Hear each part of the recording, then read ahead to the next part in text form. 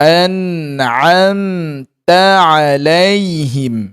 Pada alaihim, perkataan alaihim, sebutan huruf ain kita mesti lunak lah supaya dia tak sama macam hamzah. Kalau alaihim, tu hamzah. Ta'alaihim. Huruf ain, latihlah bagi lunak. Makhrajnya di tengah kerongkong, caranya kita sempit, kita kepit sedikit di tengah kerongkong kita.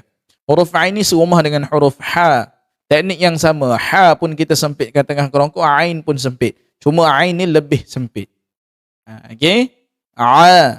Dapatkan bunyi tu, jangan sengau. Kalau tu bunyi dalam hidung.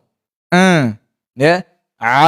Di rongga mulut. Daripada tengah kerongkong terus keluar ke rongga mulut, bukan naik ke rongga hidung. Okey?